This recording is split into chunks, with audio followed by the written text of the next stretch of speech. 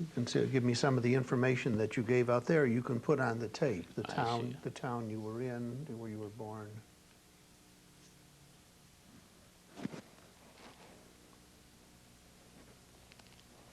Okay. Okay, we can begin now. Okay, I was born in a town called Region, near Pinsk. It's White Russia. I come from a family of 7 children, and of course many uncles and grandparents. My mother died when I was young, so I was very close to my grandparents at the beginning. In 1941, the Germans marched in, that's in the summertime, and immediately they let us know who they are. At the beginning, they forced us to work on the sidewalks, not on the street with the yellow patch on. And then gradually they started taking the men away from town, took labor camp, took my father away, then my brother, and I was left with my stepmother and the children. We had no food, so I was forced to find food to help my family. I was very active before with my grandparents because they were in the peddling business. They used to travel all over the villages outside the town, and I got to know a lot of Gentile people. So when we didn't have anything to eat, I decided to go and work for a Gentile family as a helper on a farm, and also take care of the cattle, take the cattle out to the pasture, like in the forest, during the day and bring it back in the evening. While I was there, I used to come visit, bring food to my family, and then they separated to make 2 ghettos out of that particular town, the region. And one day they surrounded one ghetto and they took my family away to concentration camp. That's the last I've heard from my family. I was still continued to work for the farmer, but then it was very risky because he was jeopardizing his life by keeping me, and he suggested I should return back to the ghetto.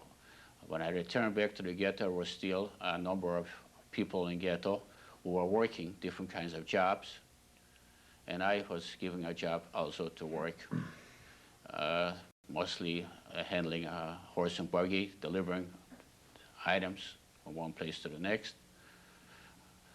And actually my parents were not there, so I was assigned to some family to stay with. And I was staying there while I was working. And one night, that ghetto was also surrounded, and they were getting ready to take all the Jews to concentration camp. It was a small, very small town. It was the place where you lived was a very small town. It was a village, or? So the town there I was born in was a very small little town, about 5,000 Jewish people. Uh-huh. So when I returned to the town and the ghetto was surrounded, and I realized that we already knew what's expected. So there were 2 families in that particular house I was staying, and we were trying to hide. So one family went upstairs in the attics, and myself with a family, a teacher and his wife and 3 children, and one grown up, we somehow find the floor, there was an opening, and we climbed underneath the floor. And we were hiding there 1, 2 days, and then during the day we heard the Germans come in, rouse, looking for us, and we kept silence naturally. And we stayed there 1 day, 2 days, and each day they kept coming, looking. And the 3rd day, when they walked in, apparently they noticed the people who were at the attics, something was leaking from the roof, from the ceiling, and they were discovered and they were taken away. We heard the screaming and yelling, although the people who were up in the attics, their father was with us and underneath the floor. We kept, naturally they were yelling and screaming, but they did not reveal our position. We stayed there another couple of days. Things were starting to get a little bit quieter and quieter. Then one man whose children were taken before, he decided to walk out, so he left. But the teacher and his wife and 5 children, myself, we remained. And then the 6th day, I walked out to look and see if anything is going on at night. So as I walked out through the fence where the ghetto was fenced in, I noticed the Germans were still, some police were still guarding, so I ran back into hiding. Then I waited another night, and the next night it was very dark, there was no moon, and I said to the teacher and his wife and the kids, this is the night to get out of here. And I told them, if you want to go, I want to go back to the place where I was a pastor, a shepherd, was in a forest where I know the area, and this is where I want to go. If you like to come with me, so let's go. And they agreed to come with me. It was very dark, and I knew already which I was very familiar with the area, the forest. I had to avoid any possible contact with anybody at the middle of the night. And so at 2-3 hours walking, we got to the forest. It was also late summer already.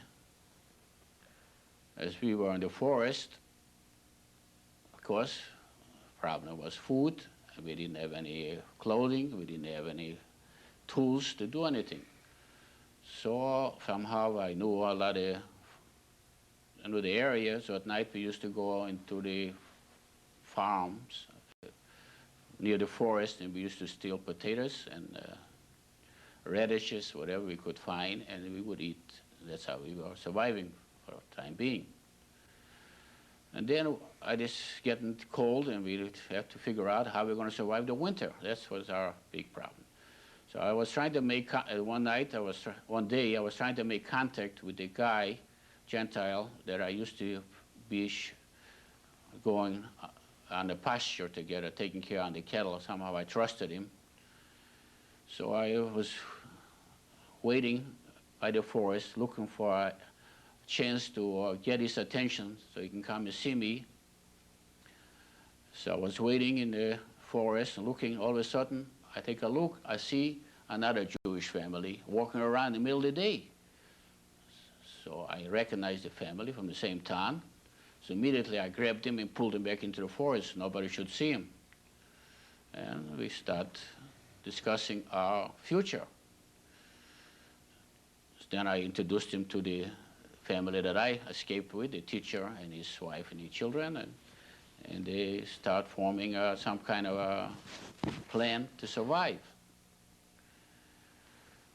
So in order to survive, we decided that we have to dig a foxhole into the ground, camouflage it, and hopefully it's warm so we can survive the winter.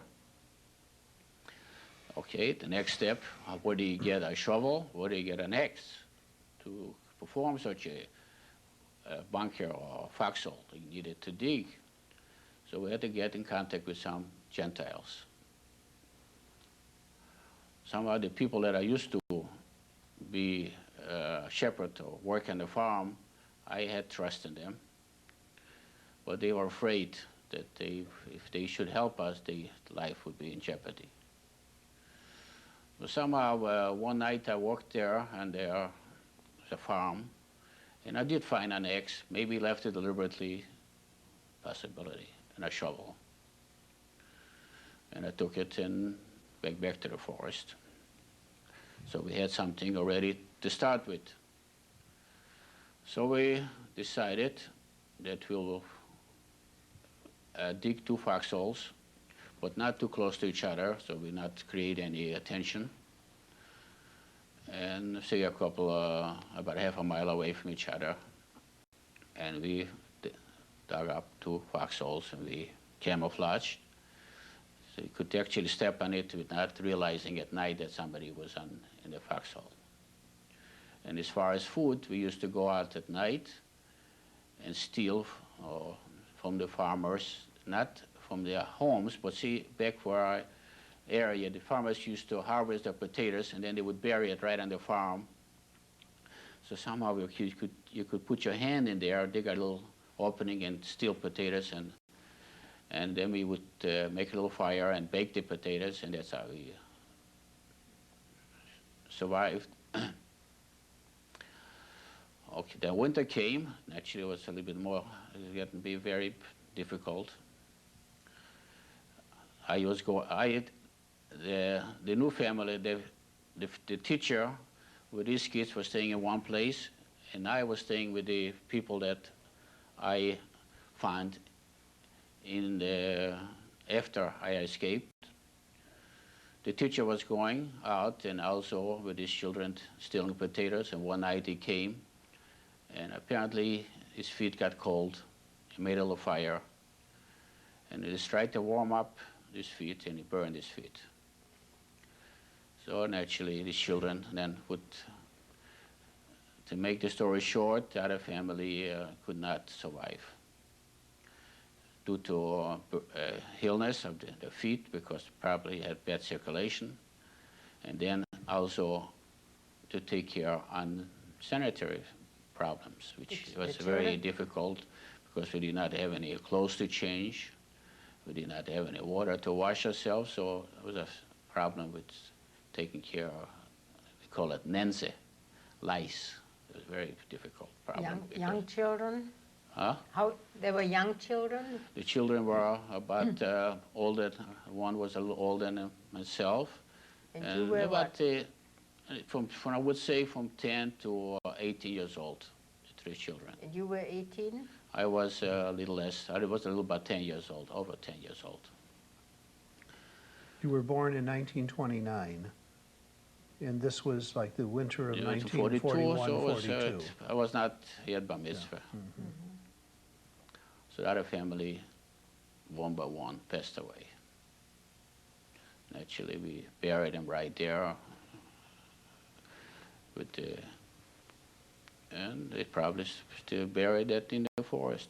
The other family that I was with, his name was Shepsel Zaretsky, and he had his wife and one son, Velvo, and a brother-in-law, Shimon. Shimon one day decided to go back to the region, outside the region, that he, before the Germans, or while the Germans occupied that town, he gave a lot of clothing and a lot of to that farmer there. So he wanted to go back there to get some of the clothes back because we were in need of clothes. While he went there, he was captured. So he was, and I understand afterwards he was tortured.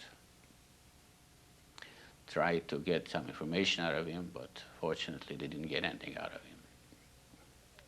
How old of a man was he?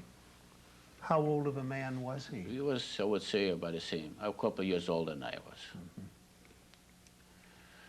Zaretsky was a tailor by trade, and his wife and his sister-in-law and a brother-in-law, of course, as I told you, got caught, and one son who was very young. The son was, must have been 5, 6 years old.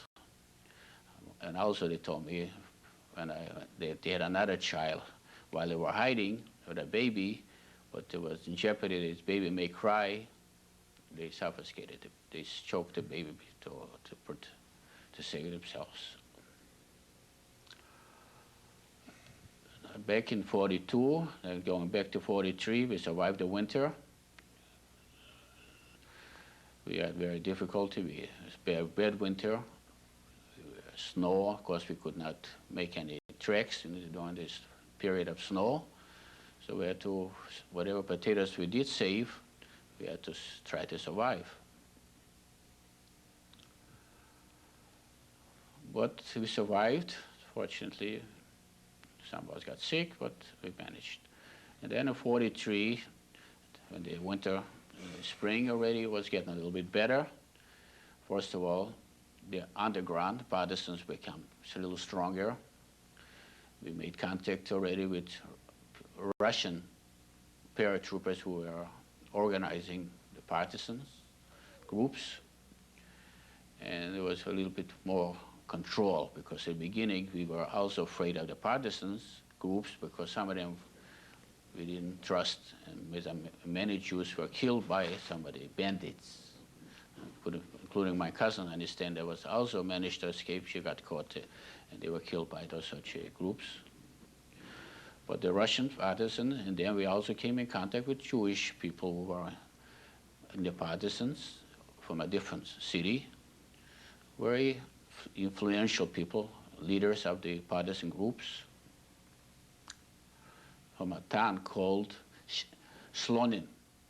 Somehow from that particular town, many Jews escaped and formed partisan groups, and we managed to get in contact with them. So in 43, the partisan became strong already. We were not as in hiding as much as before, because anytime the Germans would have to come to outside the major town area, they would have to come in a convoy.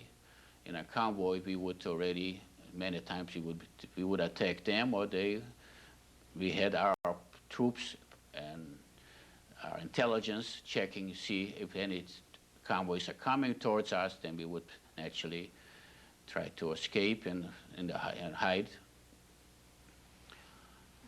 But then later on, they was coming after us, the Germans, even while we were in the partisans. We moved to a very swamp area that you could not drive any vehicles. Only way to get there is by walking. That particular area happens to be known for Pinsk, maybe you heard of it. And 43, we were there, we were performing our job, whatever the partisan decided was necessary to slow down the movement of supplies to the front by blowing up trains, other highways, and attacking many times. We felt it was not a strong group of Germans, somewhere in an isolated area to get some additional weapons, whatever was necessary. And while all this was going on, food, we were already the partisans, and with a group we would go to the farmers, and we actually forced them to give us food, and they had no choice. We were naturally armed, so they gave us whatever we asked them. Of course, with the limits, we didn't want to do any arms to them. In 43, 44, when the Germans were retreating, it was pretty close. They were trying to catch us and actually destroy us, but we put up quite a battle. And how many people would be in a group like this? well, we had several groups. Each I was this particular detachment. There were several other detachments. We were very strong organization. About how many? I would say Yes. Probably over 101 group, plus you had 100 that were performing military duties, and then you had the civilians who were taking care of a lot of small children, and although we had also ladies, women in the group, many Jewish women who were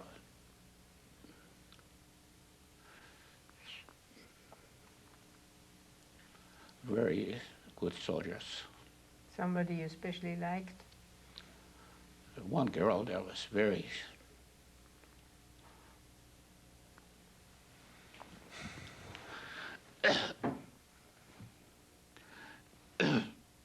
she's a very good fighter. And one attack, she got killed. Mm-hmm. The Jewish group stayed together, or were they together with the Russians? We were mixed. Mixed. We were very mixed, worked together. But we were the leaders were some Jews and some Russians, experienced people that came from the Soviet Union to paratroops. Anyhow, in 44, the Russians came back, chased the Germans back. We can stop for a minute if you want to. And then I returned back to the town where I was born, called Dorohitchen. by myself. How far away did you go from that town? Well, it was during this- everything that I was actually within maybe 10, 15 miles radius.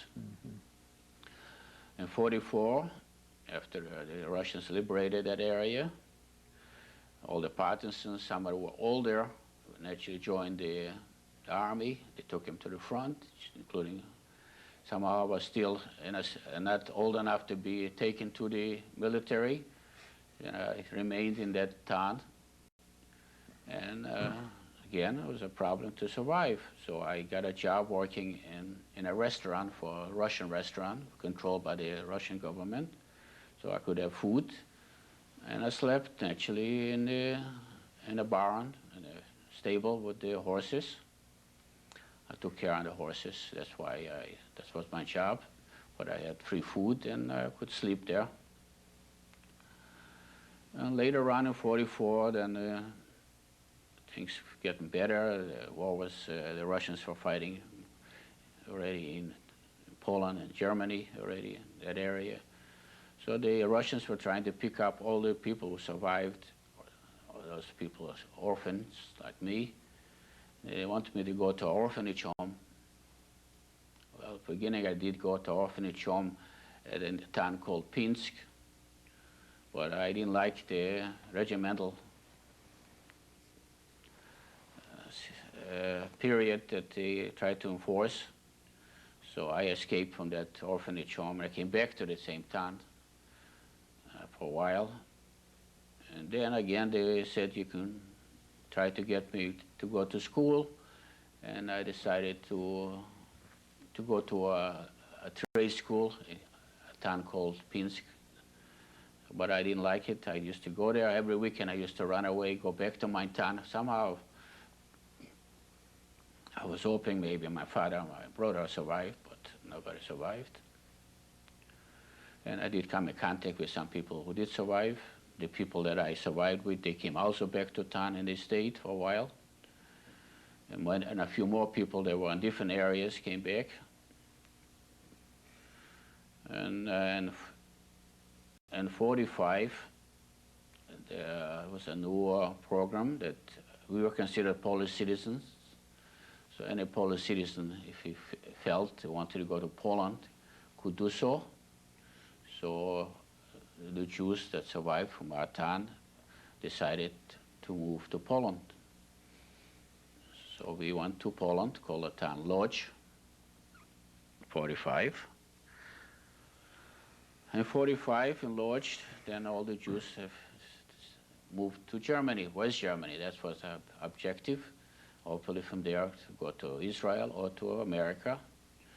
It was also not easy. We had to pay and we had to, but there was organizations, Jewish organizations who were involved. I believe some of them were from the Haganah. And they arranged for us to get to West Germany. So from Lodz we went to East Berlin. It was also right after the war in 45. And in Berlin we managed to get to the west sector of Berlin. So once we got there, then we registered ourselves and we were shipped to West Germany. And that's where I went to displaced camp in Salzheim near Frankfurt. When I arrived there, I stayed there for several months. I was going to Hebrew school.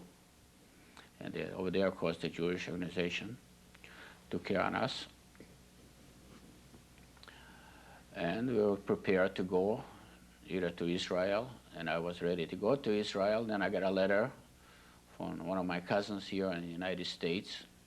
She insisted that I come to this country. So I made out papers, and since I was young, so I was the first one to go to America. And I arrived in this country in 46. It was in August or July. And that's it.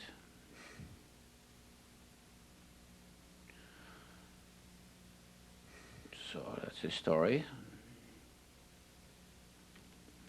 Can you go back to before the war? Can you tell us something about your your family, the life, what kind of life? My father was quite a successful businessman. He is in the fur business. He used to buy all the furs and then ship it to America. And also, at the end, he was buying skins and send it to a town, Bialystok tannery, and make leather and then resell it. And also, my father was considered an expert in this business because my father happened to be born in a town that specialized in this kind of businesses, from Moserich.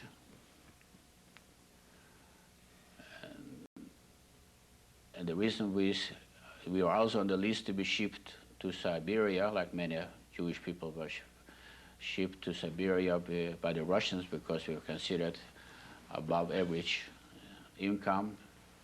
But due to the fact that my father was an expert and the government needed his profession, so they decided to keep us there because they needed his expertise. But we were on the list to be shipped to Siberia by the Soviets. I wish they did ship us, because many people who were shipped to Siberia survived. My grandparents were poor people, but very large families, of course. And he was a peddler, and I was very close to my grandparents because my mother died when I was young, and somehow my grandparents showed me a lot of affection. And that's probably one of the reasons I survived, because I used to go with my grandparents peddling to the farmers, and I got to know the area, and I used to run away from home, and so I can go with him peddling for. He used to leave on Monday and come back on Friday, all week out, different, traveling all over. That's how I got to know the people that I was working on a farm. And I wasn't afraid working on a farm. I was very handy on a farm.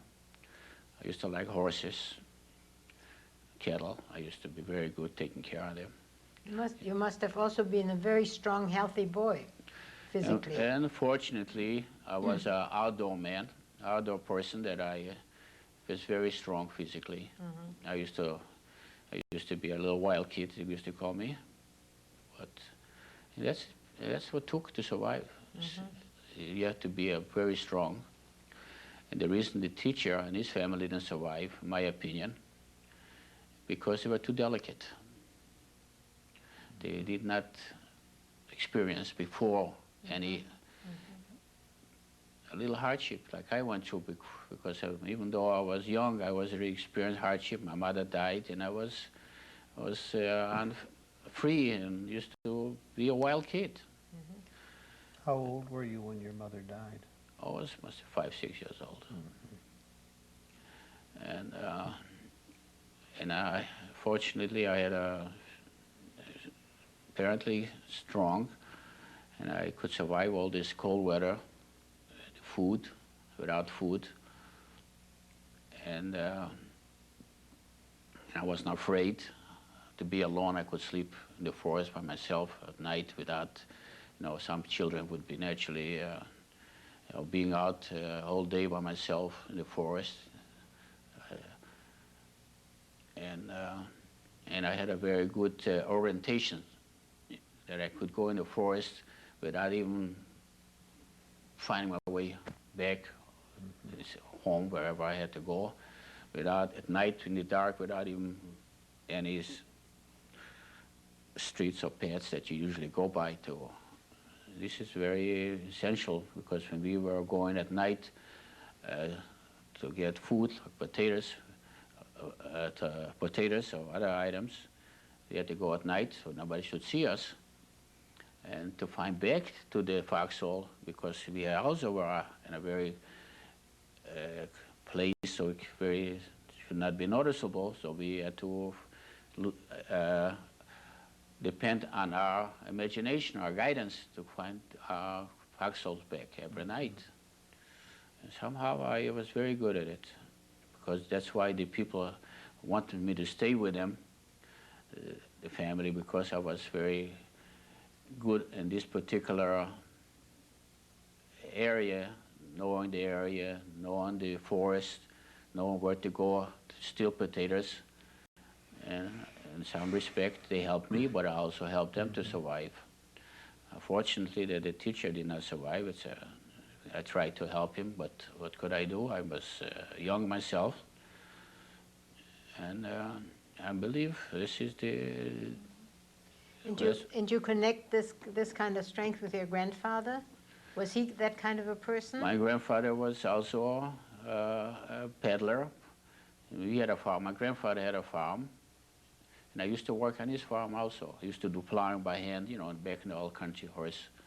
And I used to do a lot of work. And we had so many children. Somehow I was the only one in the family that took a liking to this kind of work.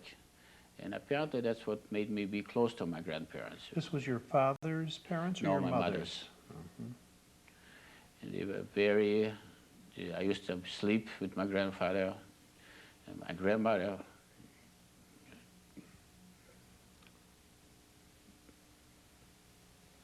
They were like your parents.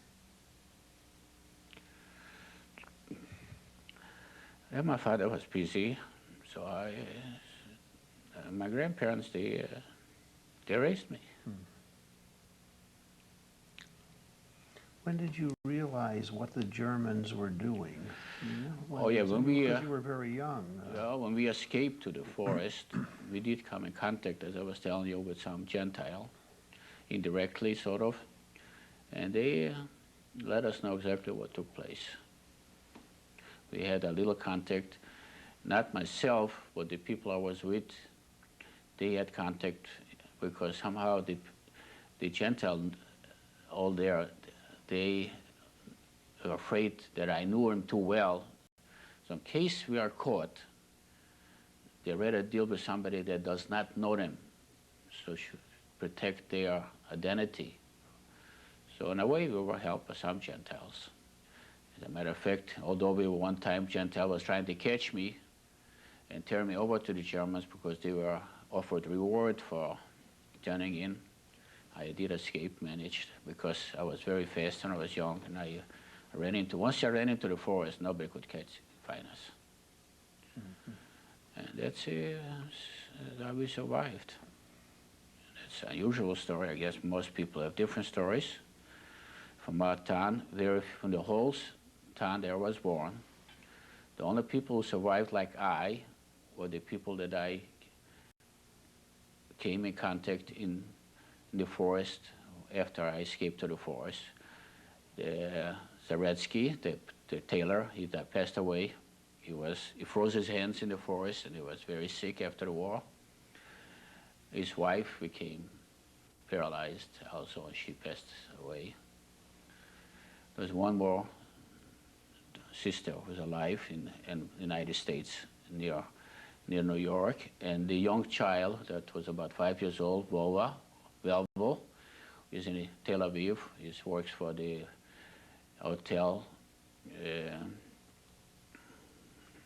the big hotel in Tel Aviv. Dam.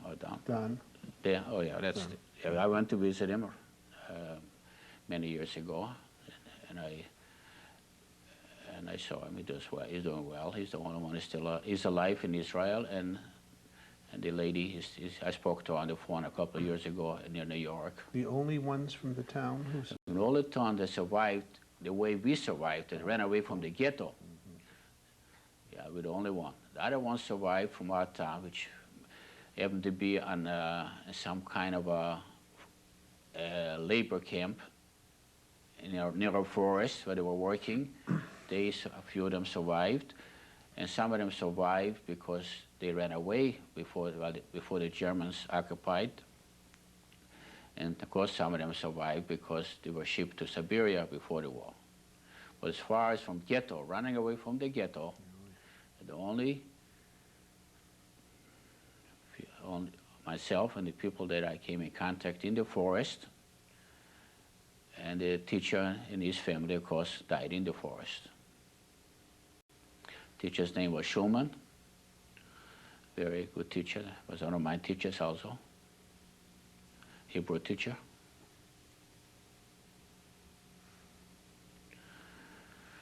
Did you realize what happened to your parents and your brothers and sisters? My family were taken to a concentration camp called Kartus Bereza in White Russia. My father was taken to a labor camp near Kobrin. I never heard from him. My oldest brother, Israel, was taken by the Germans to deliver horses to the front. That's the last I heard of him. That's it. And then everybody else survived.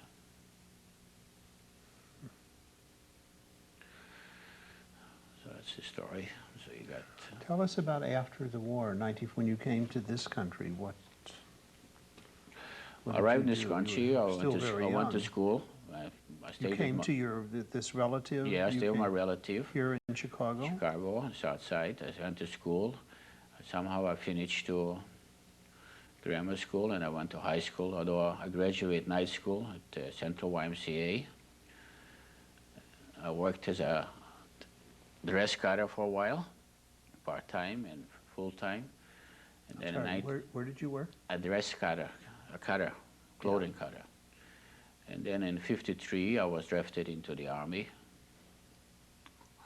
Served 2 years during the Korean War. Came back in '55. I was discharged honorably with a rank as corporal.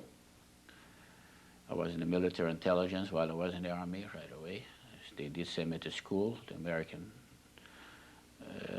military, to a Russian refresher course and other courses to, because in the event of a war, I probably would have been an interpreter, although I was doing interrogating work while I was in the Army for the military service, naturally. Because of the languages? Which languages Yeah, I do you spoke speak? German, actually, and Russian, and I was sometimes I was stationed near the border, East and West German border, and sometimes people would come across illegally, like military people, and my job was to interrogate them, see if any information that could be valuable to the United States government or to the military, and to determine whether the man should be sent to a higher echelon for additional interrogation or to DP camp.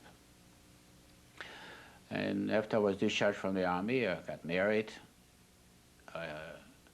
I decided to go into business. I didn't see any future working in my garment business. So I bought a gas station, and I've been in this ever since. A repair shop, body shop, and I've been in this business since 1955, still in it. Mm-hmm. And you have children? And you have children, you have grown children? Also, I have children, 2 grandchildren. My son works vice president of First National Bank. His wife is a lawyer. He lives in Glencoe. My daughter's getting her master's in Northwestern. And my youngest one is getting a degree in engineering. And you have how many grandchildren? So far 2, 1 child married. My oldest one is married. He's happened to be exceptionally bright. He was very skipped in school. He was one of the top students. And very successful in his line of business. He got his master's, of course. He's doing well. I'm very proud of him. And my daughter does well also. She's getting her master's, hopefully get married soon. And what field is she doing? Also in business administration. And my youngest one is also very good. He's very handy, good with his hands, and he likes to be an engineer.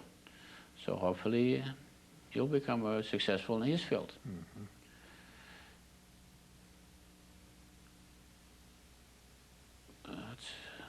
What else can I tell you? This is the story.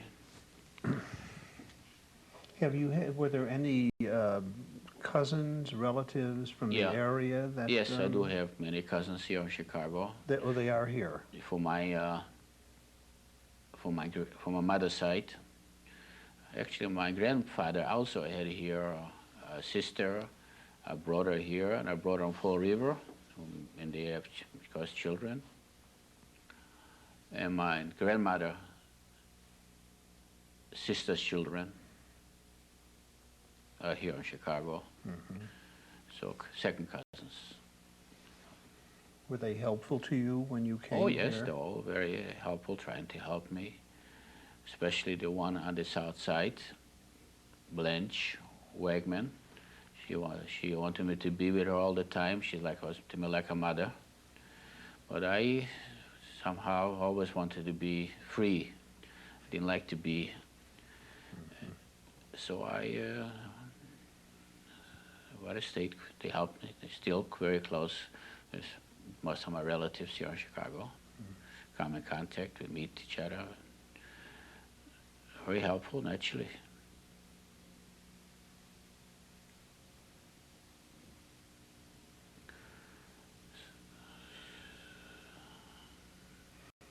Are there other things that you'd like to comment on, or that you were saying before for your grandchildren, to how this terrible experience affected you and what it meant? There's many stories that in between took place, but it's going to take a lot of time for me to give you any additional information because I'm sure so many years, many things happened in my life, but I'm sure you are interested in this particular period, and I tried to give you this information that this organization is trying to record, keep it in a file someplace. Were there, during that period, were there any particular experiences that made a special impression on you that left you with a certain feeling? Well, the experience was, when I survived, I did not trust any Gentile people. That's the main experience. I was any Gentile, but after many years, I overcome. I started to trust, and I realized not everybody's bad. There's good people and bad people. But at the beginning, it was a very bad experience because for a young kid to go through,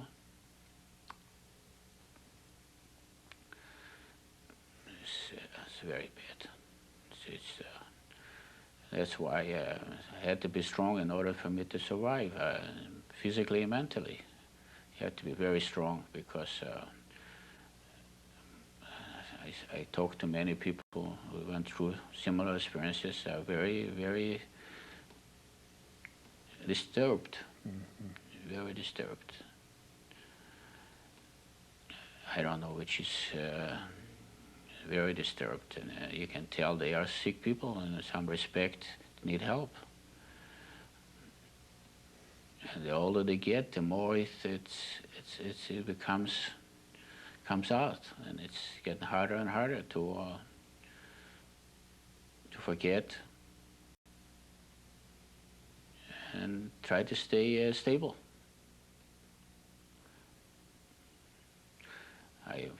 Fortunately, I'm active in sport. I try to stay, because that helps. You got to be let your frustrations out, whatever sport you're involved in. I was very active. I played while I was going to school. I played soccer. I was very active in sport. I liked sport, and it helps you to maintain your balance. Have you talked about these years to others? I never, actually till now,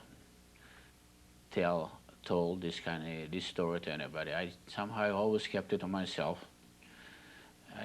Because somehow I just,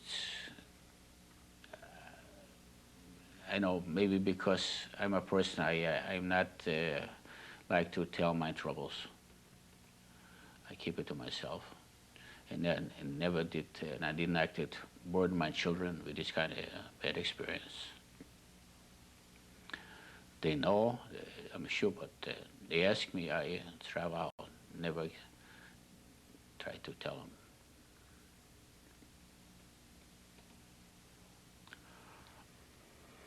I don't want people to feel sorry for me. This is one of the reasons I don't like to tell, because if in a way, it makes me weak, and maybe, and somehow maybe it's part of me that I must feel strong.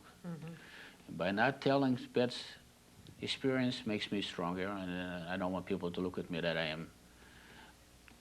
feel sorry for me. I don't. That's not my character, apparently. And of course, it also hurts for yourself. It also hurts to somehow bring, when you it tell back, this, like, if you yes. tell to somebody who went through it, you don't feel so. But somebody who didn't go through it, you're reluctant to tell the stories to. It's somehow, first of all, I cannot imagine anybody to understand these kind of stories. If you tell to somebody who didn't experience, he's probably making up the stories. It's impossible. How could he survive? A young kid.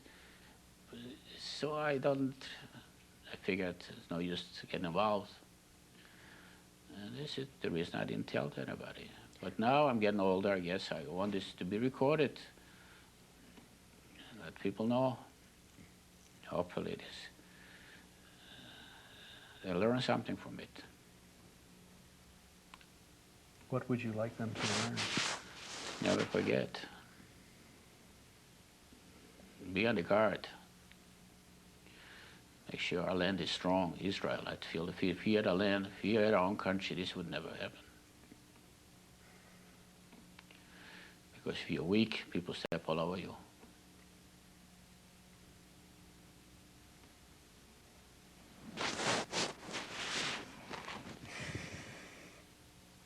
And this is the lesson I hope they learned. I'm sure we must maintain a strong Israel in order for the Jewish people to not let something like this happen again. This has been happening so many years. It's not only we've been slaughtered and picked on because we were weak. There's nobody to protect us.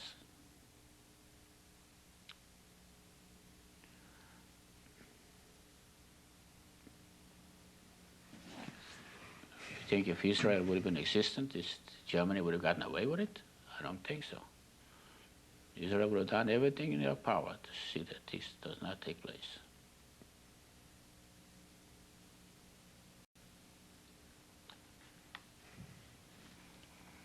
Elizabeth?